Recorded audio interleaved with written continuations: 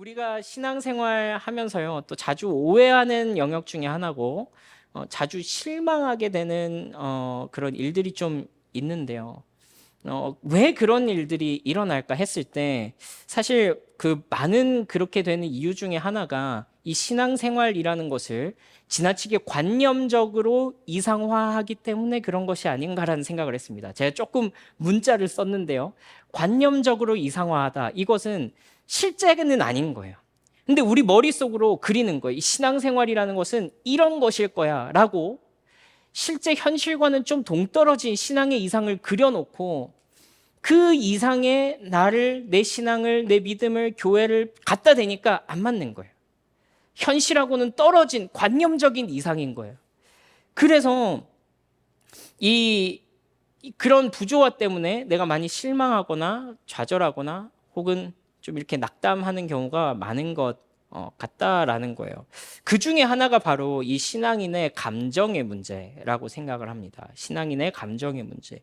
그리스도인은 화도 내면 안 되고 우울해서도 안 되고 슬퍼해서도 안 되고 뭐 이런 생각이 은연중에 우리한테 있다는 거예요. 그래서 사실 저는 이 문화가 단지 기독교적인 정서 때문이 아니라 이 정확하게 말하자면 우리나라의 조금 특이점이지 않나 그런 생각도 좀 해요.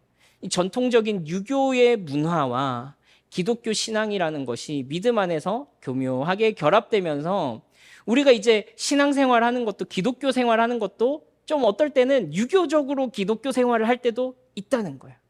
어쨌건 내 감정을 억눌러야 되고 막 동요하면 안 되고 좀 잘 표현하면 안 되고 이런 것이 은연중에 우리 속에 이렇게 관념적 이상화되어서 그렇게 있다라는 거예요. 그렇지 않습니까? 그래서 제가 이런 얘기를 들은 적이 있습니다. 어떤 분이 가족이 소천하셔가지고 이제 장례를 치르게 되는데 막 얼마나 슬프겠어요. 이제 이 땅에서는 그 가족을 다시 볼 수가 없잖아요. 그렇죠? 막 울고 있으니까 권사님 한 분이 오셔가지고 아니 집사님 왜 그렇게 울어? 은혜 안 되게. 믿는 사람이 그렇게 울면 이 천국 소망 없는 사람처럼 왜 그렇게 울어? 그만 좀 울어, 그만. 무슨 말 하는지는 알겠어요. 무슨 말 하는지는. 그렇죠? 그리스도인이 이 소망을 가지고 살아야 되는데 너무 지나치게 울면 참 소망 없는 사람처럼 보이니까 뭐 그런 의도는 알겠어요. 근데 그거는 그 자리에서 할 말은 아니잖아요. 그죠? 그 순간에 할 말은 아니잖아요. 그러고 무엇보다도 전 이런 질문 던지고 싶은 거예요. 울면 안 돼? 슬퍼하면 안 돼? 이 질문을 좀 던지고 싶은 거예요. 그러니까 우리가 신앙생활을 한다는 것이 그냥 감정을 억누르고 우리 안에서 일어나는 실제로 일어나고 있잖아요. 막 요동치는 감정이 있잖아요. 막 너무나도 북받쳐 오르는 그런 절망감이 있잖아요. 그거 무시하는 게 아니라는 거예요. 그거 억누르는 게 신앙생활이 아니라는 거예요. 실제로 내 속에서 일어나고 있는 일을 외면하지 말라는 거예요. 그렇죠? 얼마나 슬퍼요. 가족이 죽었는데 다시는 이 땅에서 볼 수 없는데 얼마나 슬픕니까? 울 수 있죠. 울 수 있죠. 왜 그거 가지고 뭐라고 하냐는 거예요. 여러분 사실 이 그리스도인들이요. 이런 것에 대해서 더 취약한 이유는요. 다른 사람이 나한테 뭐라고 하기 전에 내 속에서 그런 이상화된 감염적으로 이상화된 그런 신앙생활의 그 모습 때문에 내가 내 스스로를 정죄할 때가 더 많다는 거예요. 내 마음속에서 절망이 일어나요. 우울한 감정이 들어요. 불안한 마음이 들어요. 무슨 생각이 들어요? 나 신앙 없나 보다. 나 믿음 없나 보다. 아, 이거밖에 안 되네. 조금만 이렇게 지나가도 하나님 싹 잊어버리고 그냥 아주 너무나도 인간적인 생각을 하고 있는 내 모습을 보면서 내가 나를 정죄하는 거예요. 왜 나 이거밖에 안 되지? 난 신앙도 없는 사람이야. 나는 교회 헛다녔어. 난 신앙생활 헛했어. 이런 자책하는 분들이 의외로 너무나도 많더라는 거예요. 그래서 여러분 어떤 분은요. 우울증이 있는데도 병원에 가는 것을 막 죄스러워하는 분들 제가 너무 많이 만나봤습니다. 그렇죠?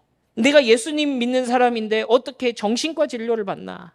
이 마음의 문제는 내가 하나님하고 기도하면서 해결해야 될 문제인데 내가 무슨 의사한테 가서 상담을 받나 혹은 뭐 상담사를 찾아가나 이런 것 자체에 대해서 막 죄의식을 가지고 있는 그런 분들도 저는 너무나도 많이 봤어요. 저는 부탁드리는데 혹시 우리 가운데 그런 마음의 문제가 있다면 꼭 꼭 의사 선생님을 좀 찾아가서 이렇게 또 좀 도움을 받으시기를 좀 간절히 부탁을 드려요. 하나님께서 일반 은총 가운데 의학 기술이 발전되게 하시고 우리의 몸과 마음의 문제를 과학적으로 디테일하게 분석해서 치료받을 수 있는 은혜를 베풀어 주셨어요. 우리가 해야 될 일은 뭐예요? 하나님의 선하신 도우신 가운데 좋은 의사 선생님 만나게 해주세요. 그게 이제 우리의 기도가 되어야 되겠죠.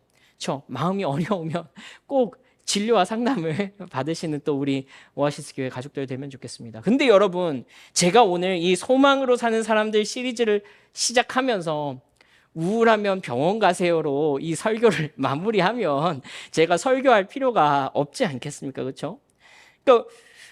그러면 신앙인들은 이런 우리 마음에서 일어나는 일에 대해서 목사님 뭐 진료 받으라면서요. 그럼 좀 나아진다면서요. 도움을 받으라면서요. 그럼 신앙이 거기에 대해서 하는 역할은 뭐예요? 믿음이라는 것이 우리의 내면 속에서 실제로 일어나고 있는 이 절망과 좌절, 우울감, 불안감에 대해서 뭘 해줄 수가 있는데요? 오늘 그 얘기 함께 할 거예요. 여러분, 우리가 꼭 정신과 진료를 받을 정도가 아니라고 할지라도 우리 마음 가운데 우울감과 좌절감, 불안감이 우리를 엄습해 올 때가 있죠. 확 밀려올 때가 있습니다. 그게 우리를 덮치는 것처럼 느낄 때가 있습니다. 여러분, 사람이라면 너무나도 자연스러운 일입니다. 여러 가지 어떤 어려운 일로, 실패로, 또 절망감으로, 관계 가운데 어떤 그런 문제로 우리가 포기하고 싶은, 우리가 더 이상 나아가지 못하겠다, 나 이제 더 이상 아무것도 못할 것 같다라는 그런 무기력함을 느낄 때가 있죠. 근데 중요한 것은 무엇이냐면 성경이 우리의 그런 감정 드는 것에 대해서 정죄하고 있지 않다는 거예요. 그런 느낌이 우리에게 찾아오는 것에 대해서 그것 가지고 우리에게 비난하고 있지 않다는 거예요. 왜 네가 그리스도인인데 우울해해? 왜 네가 그리스도인인데 절망해? 라고 우리를 막 이렇게 다그치지 않는다는 거예요. 우리 5절 말씀 우리 한 목소리 한번 읽어볼까요? 시작. 내 영혼아 어찌하여 낙심하며 어찌하여 내 속에서 불안해하는가? 너는 하나님께 소망을 두라. 그가 나타나 도우심으로 말미암아 내가 여전히 찬송하리로다 그랬습니다. 여러분, 말씀해 보니까요, 오늘 이 시편을 기록한 사람도 낙심했다 그러고요, 또 불안했다 그럽니다. 낙심하다란 이 단어를요, 히브리어, 이 성경에 기록된 히브리어 원어적 표현으로 보면요, 완전히 녹아내리다, 완전히 꺾여버리다, 이런 말이야. 더 이상 아무것도 할 수 없을 정도로 내 마음이 완전히 녹아내려버린 거예요. 녹아버린 거예요. 이게 없는 것처럼 꺾여버린 거예요. 뭐가 부러져 버린 거예요. 뭘 더 할 수 없는 그런 완전히 번아웃된 상태가 낙심했다라는 그 단어의 원어적인 뜻입니다. 또 뭐라고 해요? 불안해한다. 그렇죠. 성경에서 이 히브리어 단어에서 불안해하다라는 단어로 쓰인 이 뜻은요, 웅웅거리다, 막 시끄럽게 하다, 혼란스럽게 하다, 몰아쳐오다, 이런 뜻입니다. 그래서 어떤 거예요? 막 파도처럼 막 뭐가 막 우리 속에서 막 일렁이는 거예요. 울렁이는 거예요. 울렁거리다라는 뜻도 있거든요. 막 멀미가 날 것 같은 거예요. 불안해서 어떻게 될지 모르겠는 거예요. 이런 상태를 지금 오늘 이야기하는 거예요. 여러분, 우리가 앞서 말씀드렸던 것처럼 관념화된 어떤 이상적인 믿음을 하나 상정해 놓고 거기에다가 오늘 이 성경을 기록한 이 사람의 모습을 비춰보자고요. 이 사람 신앙인의 모습 맞아요? 아닌 것 같아 보이잖아요. 그렇죠? 신앙인이 아닌 것 같아 보인다고요. 그렇게 관념화된 신앙생활에다가 이 사람을 갖다 대면 이 사람은 믿음도 없고 신앙도 없고 우울해하고 절망해하고 기독교인이 아닌 것 같은 그런 모습을 보이고 있다니까요. 그런데 여러분, 오늘 이 시편이 감동적인 이유는 무엇이냐면 바로 이 사람의 기도, 이 낙담한 사람, 이 녹아내린 사람, 이 꺾여버린 사람, 이 울렁이는 사람, 지금 불안해서 멀미가 날 지경인 이 사람의 기도를 성경이 기록했다는 거예요. 성경이 기록했다는 거예요. 제가 늘 시편 설교할 때마다 이런 말씀드리죠. 시편은 업다운 방식으로 기록된 하나님의 말씀이 아니라 다운업 방식으로 기록된 하나님의 말씀이다, 그렇게 얘기를 하죠. 여러분, 시편이 그래서 감동적인 거예요. 하나님께서 그냥 이거 내 말이니까 받아 적어 하고 쓰신 게 아니라 이 땅에서 성도가 겪는 낙담, 이 땅에서 성도가 겪는 불안, 어쩌면 너무나도 평범한, 너무나도 자연스러운, 너무나도 현실적인 이 분투를 살아가고 있는 이 신앙인의 기도, 마치 믿음 좋은 권사님이 보시면 한 소리 들을 것 같은 너무나도 평범한 이 사람의 기도를요, 하나님이 자기의 경전에다가 기록하시고 또 이후에 믿는 모든 성도들이 자연스럽게 느끼게 될 그 좌절과 절망, 그 불안, 그런 동일한 어떤 어려움들을 겪을 때 너만 그런 거 아니다. 너만 잘못된 거 아니다. 네가 못나서 지금 그런 감정 느끼는 거 아니다라는 말씀을 하시면서 격려하시는 거예요. 격려하시는 거예요. 동시에 여러분, 절망의 마음이 들 수 있죠. 불안의 마음이 엄습해 올 때가 있죠. 때로는 상태가 너무 심각해져서 정신과 진료를 받아야 할 때도 있습니다. 항우울제를 처방받고 예배에 나와야 할 때도 있어요. 그런데요, 여러분, 그거 하면서, 그거 자체가 잘못된 것이 아니라 그거 하면서 신앙인들은 한 가지를 더 붙잡아야 될 필요가 있다는 거예요. 한 가지만 잊지 말라는 얘기를 하는 거예요. 그래서 여러분, 신앙생활이라는 게요, 우리가 관념 속에서 이것을 대단하게 만들어버리면 우리 그거 못 쫓아갑니다. 근데 성경으로 돌아가서 뭐 하라고 하고 있는지를 좀 봐야 될 필요가 있는 거예요. 그래서 대단한 게 아니라는 거예요. 여러분, 음료에 사과향 3% 첨가되면 그 뭐예요? 사과 주스가 되는 거예요. 그렇죠? 뭐 물론 미니메이드 100% 즙으로 뭐 짠 뭐 그런 게 있겠지만 딸기향 3% 첨가가 되면 딸기 아이스크림이 되는 거라고요. 그렇죠? 여러분, 우리 신앙생활에 다 똑같아 보여요. 다 똑같아 보여요. 일반인들하고 겪는 똑같은 어려움들 우리가 겪고 살 거예요. 우리가 다른 사람들 느끼는 감정의 그 동료 똑같이 느끼면서 살 거예요. 근데 무엇이 우리를 다르게 만드냐는 거예요. 그 한 방울이 뭐냐는 거예요. 그 3%가 뭐냐는 거예요. 여러분, 그것이 바로 하나님을 소망으로 삼는 것입니다. 하나님으로 소망을 삼는 것. 다 좋습니다. 우리가 한 가지만 기억해야 될 것이 있다는 거예요. 그 우울한 감정, 그 절망, 때로는 그것이 병적으로 내 삶 가운데 나타날 때 절대로 놓치지 말아야 될 한 가지가 있다는 거예요. 그거 바로 하나님을 소망으로 삼는 것이라고요. 여러분, 그래서 오늘 이 말씀에서요, 오늘 이 시인이 하나님을 향해서 뭐라고 기도하는지, 그리고 이 믿음 좋은 사람이 절망하는 가운데, 좌절하는 가운데, 우울해하는 가운데 무엇을 붙잡고 있는지 함께 살펴보면 좋겠습니다. 그러면서 우리가 이 사람이 품었던 소망을 우리도 함께 품으면서 이 소망으로 사는 사람들 시리즈를 이렇게 좀 시작하면 좋겠습니다. 여러분, 그러면요, 우리 오늘 시편 42편의 주인공이 구체적으로 어떤 마음에, 어떤 상황적인 상태를 가지고 있었는지 먼저 한번 보겠습니다. 여러분, 첫째로 지금 이 시인은요, 하나님이 전혀 느껴지지 않는 그런 상태에 있다, 이렇게 표현합니다. 우리 2절 말씀 같이 한번 읽어볼까요? 2절 말씀입니다. 시작. 내 영혼이 하나님 곧 살아계시는 하나님을 갈망하나니 내가 어느 때에 나아가서 하나님의 얼굴을 배울까. 여러분, 지금 이 시인은요, 하나님을 내가 갈망한다, 하나님을 목말라 하고 있다, 이렇게 얘기를 합니다. 그저 감상적으로 뭐 하나님 내가 당신을 갈망합니다, 이런 식의 이제 어떤 그 예쁜 표현이 아니라요, 뒤에 보니까 이렇게 표현합니다. 하나님의 내가 언제 어떻게 하나님의 얼굴을 배울까, 이렇게 말하는데요. 지금 이 사람이 느끼는 감정이 어떤 것 같아요? 이 사람이 느끼는 감정이 하나님이 느껴지지 않는 거예요. 하나님이 내 삶에서 고개를 돌린 것처럼 느껴지는 거예요. 그래서 하나님이 목마르다라고 얘기를 하는 거예요. 실제로 하나님이 채워지지 않는 거예요. 그분의 임재가 더 이상 느껴지지 않는 것입니다. 여러분, 이것은요, 신앙인들만 느낄 수 있는 아주 영적인 감각입니다. 신앙인들만 느낄 수 있는 아주 영적인 느낌이라고요. 여러분, 우리가 그리스도인이라고 할 때 우리를 가장 힘들게 하는 것이 무엇입니까? 하나님이 느껴지지 않는 것입니다.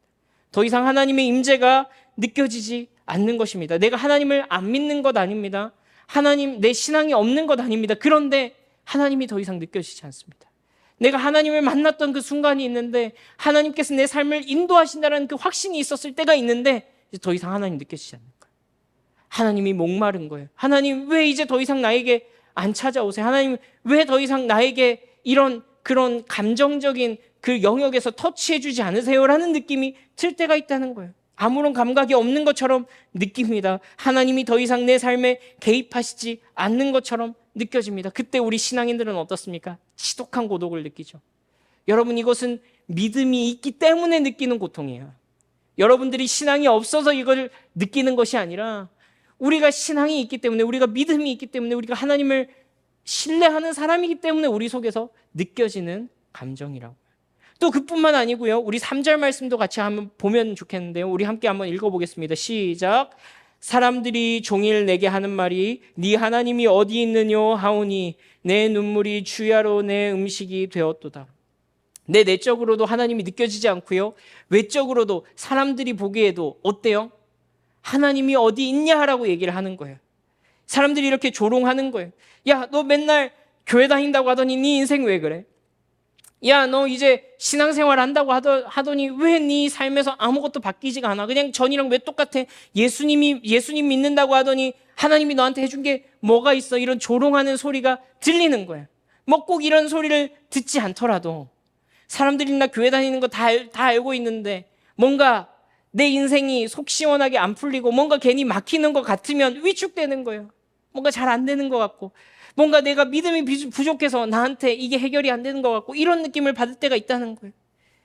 그렇죠? 객관적으로 봐도 뭐가 상황이 풀리지 않는 그런 상태에 이 시인이 있는 거죠. 그러니까 이거 종합해보면 어떤 말이에요? 내적으로도 내가 하나님이 느껴지지 않고 객관적으로 봐도 하나님이 내 삶에 개입하시지 않는 것처럼 느껴지는 거예요. 안쪽으로나 바깥으로나 다 모든 것이 다 막혀 있는 것처럼 그런 느낌이 생기는 그런 상황에 있다는 거예요. 여러분, 그래서 4절에 보니까요, 밤낮으로 눈물이 내 음식이 되었다 그럽니다. 밤낮으로 눈물이 내 음식이 되었다. 여러분, 이 사람요 확실히 우울증입니다. 아주 심각한 우울증이에요. 그냥 병리적 우울증이 실제로 걸렸던 것 같아요. 근데 우리가 정확히 이 사람의 이 사정을 알지는 못하지만 어떻게 보자면 이 사람 굉장히 믿음 좋은 사람이잖아요. 근데 이 믿음 좋은 사람에게 찾아온 그 절망을 우리가 지금 목격하고 있는 거예요. 여러분, 이 사람을 결정적으로 탁 스트라이크 때리는 게 있는데 이 사람은요, 과거에 함께 신앙생활했던 그 공동체로부터도 무슨 이유인지는 모르겠지만 완전히 단절되어 버렸어요. 이제 자기의 마음을 터놓고 얘기하고 함께 기도하고 눈물 흘리고 예배하고 할 공동체가 사라져 버렸어요. 우리 5절 말씀이죠. 뒤에 4절 말씀입니까? 네네네, 4절 말씀 우리 같이 한번 읽어보겠습니다. 시작. 내가 전에 성의를 지키는 무리와 동행하여 기쁨과 감사의 소리를 내며 그들을 하나님의 집으로 인도하였더니 이제 이 일을 기억하고 내 마음이 상하는도다. 이제 함께 공동체에서 함께 예배드리고 기뻐하고 막 역동적으로 신앙생활하고 막 내 삶에서 뭔가 기쁨이 넘쳐나고 이 공동체 때문에 내가 힘을 얻고 이게 추억이 돼버린 거예요. 과거가 돼버린 거예요. 그래서 뭐라고 표현하냐면요, 내가 그것을 생각하니까 내 마음이 상했다 그래요. 그 옛날에 내가 즐겁게 예배드리고 함께 공동생활하고 공동체 속에서 있고 함께 기뻐하고 함께 찬양하고 이랬던 거 생각해 보니까 지금 내 상황하고 이 비교해 보니까 너무 이 거리가 멀어서 마음이 상하더라. 새번역 성경에는 뭐라고 이것을 번역하고 있냐면요, 이것을 기억하니까 내 가슴이 미어지는구나, 이렇게 번역했습니다. 이젠 내 영적인 고민을 털어놓을 공동체가 없다는 거, 이 모든 일을 내가 혼자 감당해야 된다는 거, 이것은 영적인 고민인데 세상 사람들한테 얘기한다고 한들 그 사람이 어떻게 나를 다 이해해 주냐고요. 세상 사람들이 어떻게 하나님이 느껴지지 않아서 고통스러워요. 미쳤다 그러지. 그거 누가 이해해 줄 거예요. 하나님이 내 삶에 응답하시지 않는 것 같아서 고통스러워. 그거 누가 들어줄 거냐고요. 의사 선생님 들어주냐고요. 이것이 믿음의 공동체 안에서만 해결될 수 있는 그 은혜로운 상승작용이 그거 이제 없다는 거예요. 내가 이거 도대체 하나님에 관한 얘기를 도대체 누구하고 하나? 누구하고 이 은혜를 나누나? 누구한테 이걸 털어놓나? 가슴이 미어지는 느낌이에요. 진짜 지극히 깊은 외로움을 지금 보여주고 있는 거예요. 여러분, 그래서요, 여러분, 우리가 함께 이렇게 모여서 예배하고 함께 하나님에 관해서 얘기할 사람이 이렇게 있다는 것이 얼마나 감사하고 감격스러운 일입니까? 그렇죠? 근데 어떤 이유에서인지 지금 이 사람에게는 모든 의지할 것이 외적으로, 내적으로나 외적으로나 완전히 다 망가져 있는, 무너져 있는 그런 상태인 겁니다. 여러분 그렇죠. 우리도 이런 상황이 있다는 것을 알고 있습니다. 우리도 이럴 때가 있죠. 내적으로 보나 외적으로 보나 모든 상황과 가능성이 막혀 있습니다. 의지할 사람도 없습니다. 우리가 살펴봤던 것처럼 말 그대로 낙심한 상황입니다. 마음이 녹아져 내린 상황입니다. 그렇죠. 번아웃의 상황입니다. 두려워하는 상황입니다. 내 마음이 요동치는 상황입니다. 울렁거립니다. 가만히 있어도 멀미가 날 것 같은 그런 상황입니다. 여러분 그래서요. 그걸 인정하라 그랬잖아요. 그래서 어떻게 하겠다는 거예요. 이런 상황이 우리에게 주어졌습니다. 그리고 상황을 어떻게 지금 당장 해결할 수가 없어요. 그렇죠? 어떻게 하라는 거예요? 여러분 누가 봐도 이 절망적인 상황 가운데요. 성경이 재밌는 반응을 보이는데요. 이러한 우울한 감정, 절망적인 상황 가운데 우리를 향해서 이 감정 자체에 초점을 맞추고 있지 않다는 것을 우리가 좀 주목하면 좋겠어요. 이 감정 자체를 해결하는 데 성경의 초점이 있지 않다는 것을 우리가 좀 생각해 보면 좋겠어요. 여러분, 성경은요, 우리가 이 우울하고 절망적인 감정을 해결하는 데 초점을 두지 않아요. 이것을 해결할 생각이 없어 보여요. 오늘 말씀해 보니까. 그러지 않고 억지로 우리에게 기분 좋아지라고도 하지 않습니다. 다만 그래서 우리가 진짜로 소망해야 하는 것이 무엇인가에 초점을 맞추도록 말씀이 우리를 인도하고 계신다는 거야. 여러분, 그래서 오늘 이 시편 말씀을 통해서 이런 절망이, 이런 불안이, 이런 우울감이 찾아왔을 때 우리가 어떻게 반응해야 하는가를 성경이 이 시편의 저자, 이 우리와 동일한 갈등, 우리와 동일한 고민, 절망을 겪었던 이 사람을 통해서 우리에게 보여주는데요. 첫 번째로는요. 이 상황을 있는 그대로 인정하라는 거예요. 이 상황을 있는 그대로, 내 마음속에서 일어나는 이 일들을 있는 그대로 인정하라는 거예요. 여러분, 지금 이 사람은 아닌 척하지 않죠. 어쩌면요, 너무나도 적나라하게 자신의 감정을 있는 그대로 다 드러내고 있습니다. 아주 원색적인 표현을 써가지고 드러내고 있습니다. 이 짧은 시편을 통해서요, 지금 이 사람이 얼마나 지금 절망적인 감정을 느끼고 있는지 우리도 동일하게 느껴집니다. 그래서 여러분 기억하시면 좋겠는 것은요, 하나님께서 우리의 감정을 존중하신다는 거예요. 우리 속에서 일어나는 일에 대해서 너 왜 그거밖에 못해? 너 왜 그렇게 느껴? 라고 하지 않고 그냥 들어주시는 거예요. 여러분 무엇을 통해서 알 수 있습니까? 바로 오늘 이 말씀을 통해서 우리가 확인하게 되죠. 하나님이 지금 이 사람이 느끼는 감정에 대해서 어떤 평가를 내리십니까? 하나님이 지금 이 사람이 느끼는 느낌에 대해서 어떤 판단을 내리십니까? 정죄하십니까? 아니요. 그렇지 않다고요. 그렇지 않다고요. 하나님께서 은혜 가운데 이 사람의 모든 일어나고 있는 감정을 성경에 가감없이 기록하셨어요. 하나님 내 마음이 녹아내리고 있습니다. 하나님 내 마음이 울렁거려서 토할 것 같습니다. 이거 그대로 성경에 다 기록해놓고 계시다고요. 여러분 이런 마음이 들 때 하나님께서 여러분들의 감정을 존중하신다는 사실을 꼭 기억하시기 바랍니다. 하나님은 여러분들의 깊은 절망에 대해서 정죄하지 않습니다. 가만히 들어주십니다. 그것을 성경에 기록하실 만큼 하나님이 여러분의 감정을 너무 당연하다고 인정해 주십니다. 그러나 여러분 동시에 앞서 말씀드렸던 것처럼 하나님께서 이 감정 자체를 해결하시는 것에 목적이 있지도 않다는 것을 여러분 기억하시면 좋겠습니다. 하나님은 지금 이 사람이 기분이 다시 좋아지는 것에 관심을 가지고 있지 않습니다. 그렇죠? 왜냐하면 단지 기분이 조금 좋아지는 것은 일시적인 것이기 때문에 그렇습니다.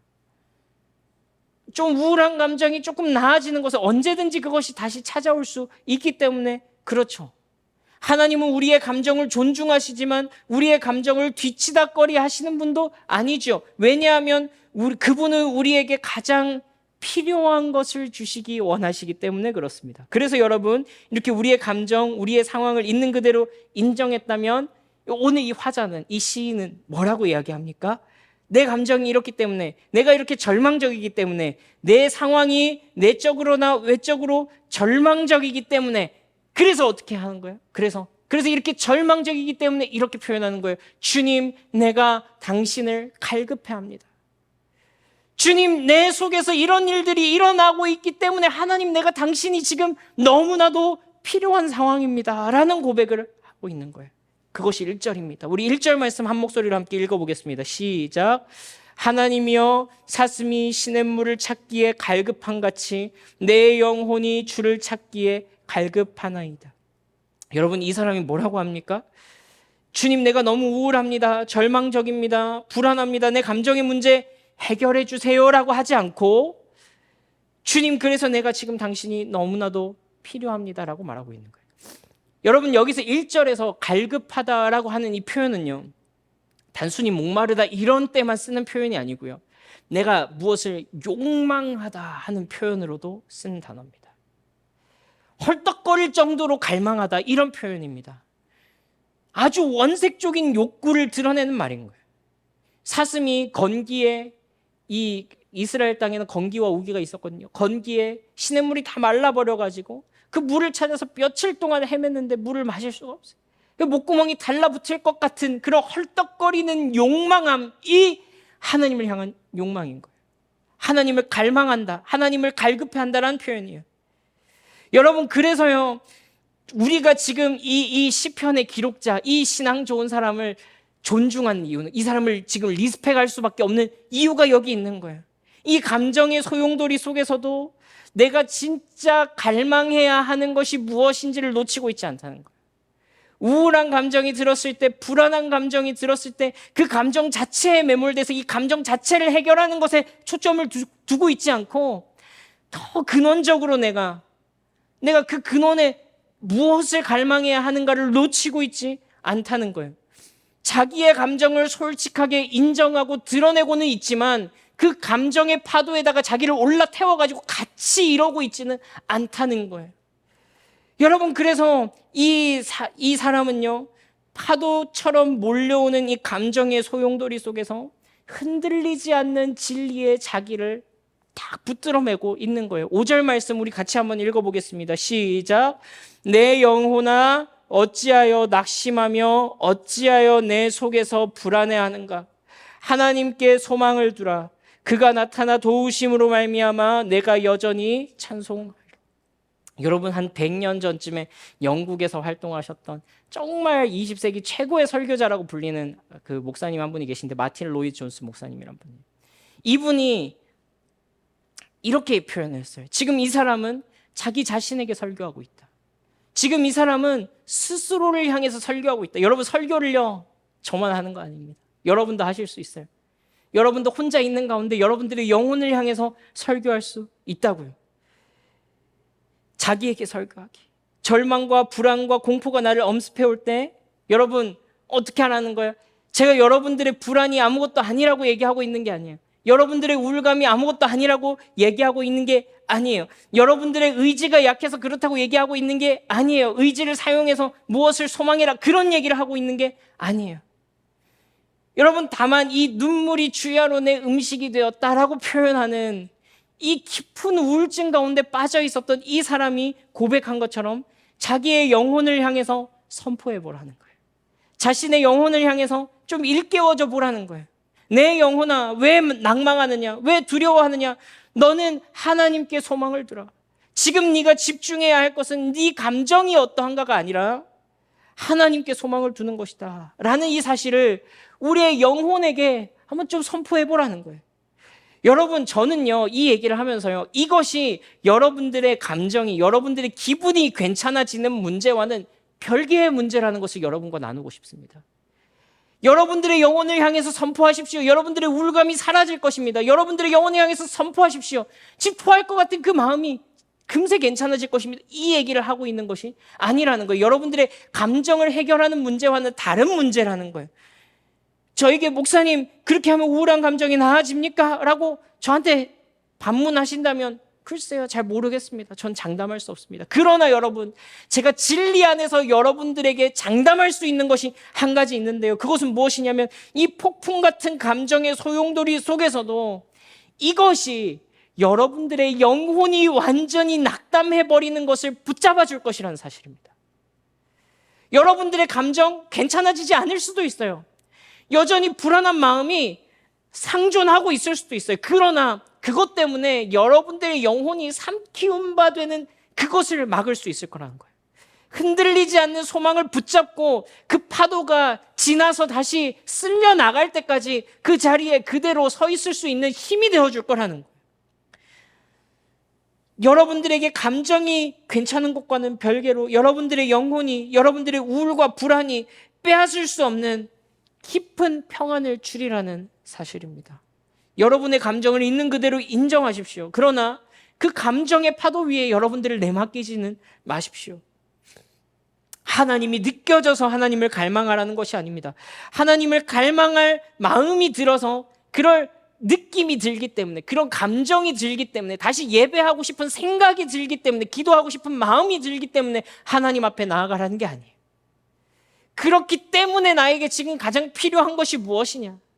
그렇기 때문에 내가 지금 헐떡거리며 욕망해야 될 대상이 무엇이냐라는 것을 우리가 생각해 봐야 될 필요가 있다는 거예요.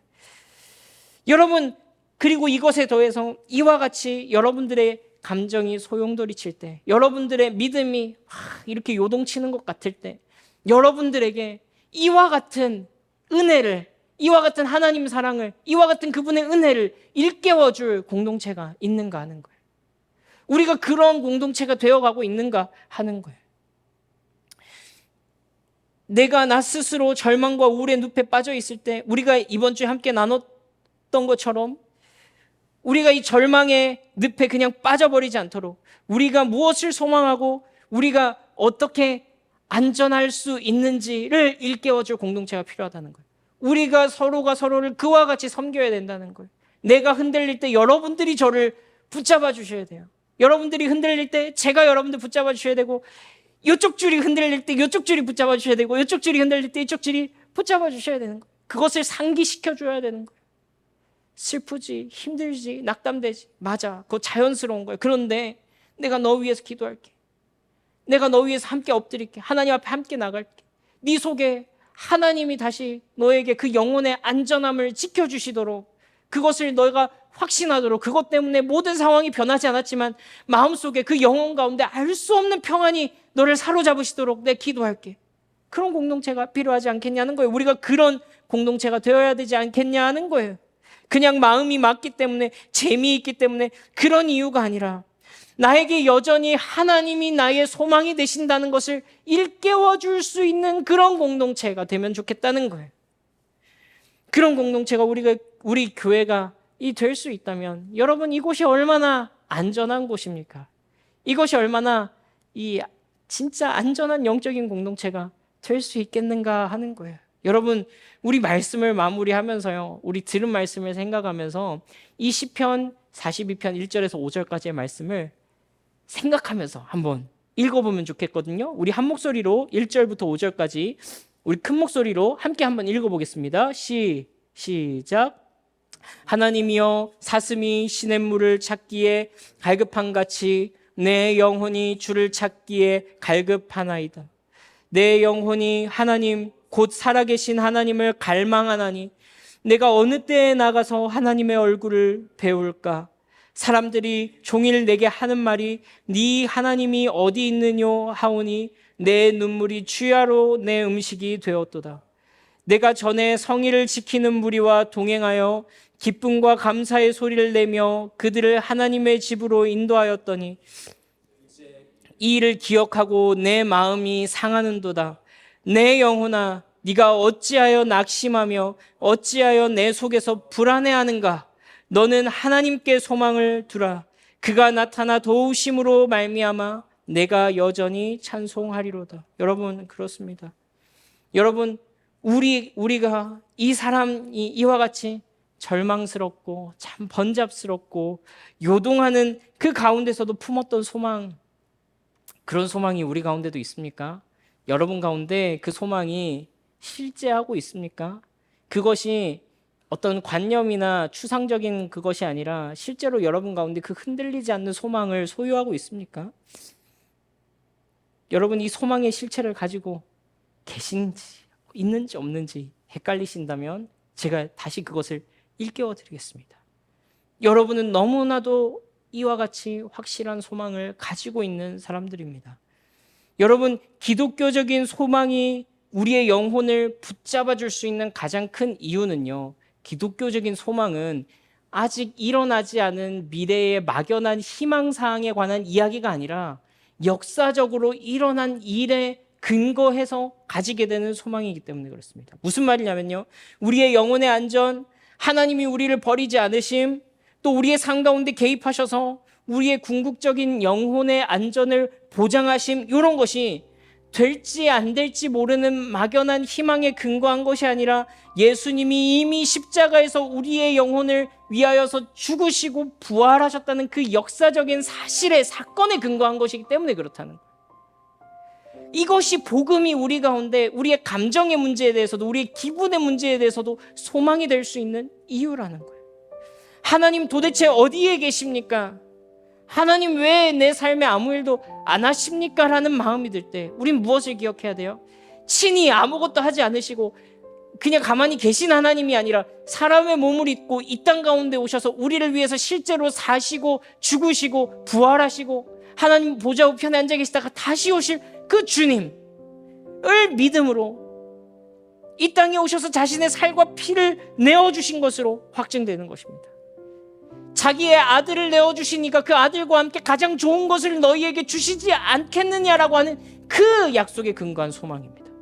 그래서 여러분, 이것을 통해서 우리가 여전히 하나님을 찬양합니다라고 고백할 수 있는 거예요.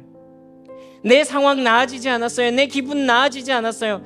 내 감정의 문제가 해결되었기 때문에 이 시인이 하나님을 찬양합니다라고 표현하지 않습니다. 내 영혼아, 네가 어찌하여 네 속에서 낙담하며 어찌하여 네가 절망하느냐. 너는 하나님께 소망을 두라. 그 소망 때문에 내가 여전히 하나님을 찬양하게 될 것이다 라고 이야기하고 있잖아요. 그렇죠? 여러분, 내가 흔들립니다. 내가 내적으로나 외적으로나 확신할 수 있는 것이 아무것도 없습니다. 그러나 나에게 확실한 것이 아무것도 없고 아무도 내 마음을 몰라주고 깊은 절망과 불안이 엄습해서, 그래서 우리 가운데 너무나도 필요한 것이 무엇이에요? 주님, 그래서 나는 당신을 소망하는 것이 너무나도 목마릅니다. 하나님, 내가 당신을 갈망합니다. 내가 당신의 갈급해 있습니다. 내가 하나님이라는 그 소망에 목말라 있습니다.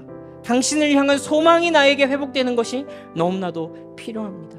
모든 상황이 흔들리지만 십자가에서 죽으시고 부활하신 이 예수 그리스도의 사랑 때문에 주님, 내가 내 영혼만큼은 흔들리지 않습니다. 그리고 내가 이것을 기억하며 다시 하나님을 찬양하겠습니다. 주님, 이 소망이 내 삶 가운데 침투해 들어오는 것을 내가 느끼게 해주십시오. 주님, 이 소망이 내 삶을 관통해 나가는 것을 보게 해주십시오. 그 소망이 나를 일으켜 세우는 것을 경험하게 해주십시오.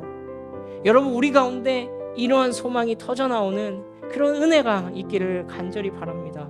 우리 함께 찬양하고 함께 기도할 텐데요, 우리 찬양하신 이후에 함께 기도하실 때 우리 이 소망을 가지고 하나님께 나아갑시다. 하나님 아버지, 내 감정의 문제, 내 기분의 문제, 내 상황의 문제, 주님 그것 다 두고서 인정하고서 그래서 주님, 내가 붙잡아야 할 것이 무엇인지 내가 기억하게 해주십시오. 주님, 그래서 내가 생각해야 할 것이 무엇인지 내가 내 마음 가운데 인지하게 해주십시오.